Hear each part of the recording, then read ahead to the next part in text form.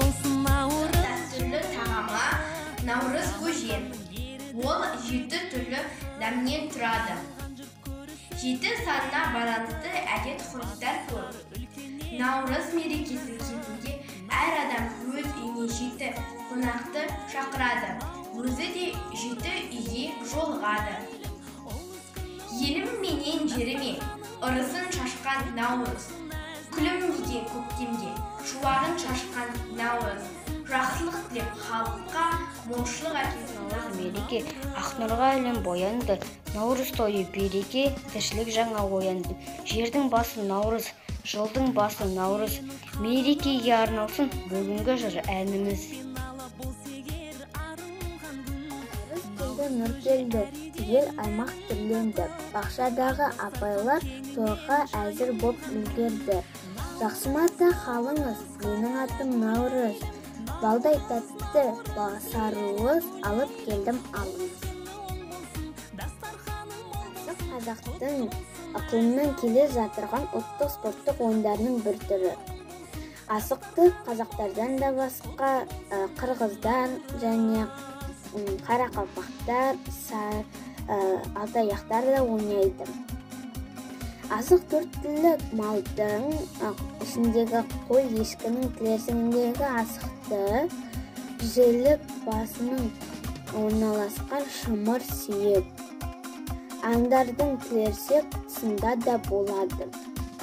Қазақта асық қасиеті саналады.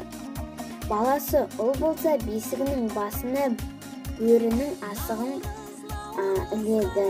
Бәле жаладан аулақ, шымыр қайратты болсын деп.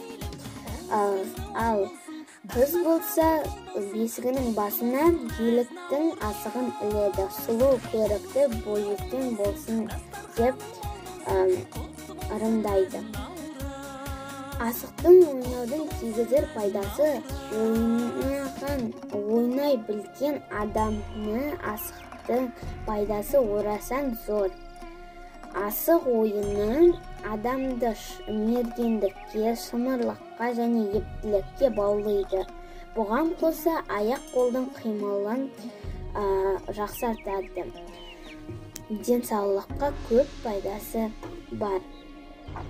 Алшы, асықтың ерлігінде тегіс табаны жерге тиіп тұрып түсуі. Ол ойын кезінде оған бірінші дәрежелі мән беріледі. Тәйке, асықтың ерлігінде шұңқырлау табаны жерге тиіп тұрып түсуі. Ол екінші дәрежелі мәнге ие. Бүк, асықтың ерлігінде дөңес жоны үстінен қарап, еппетінен жатық жон түсуі. Ол үшінші дәрежелі мәнге ие.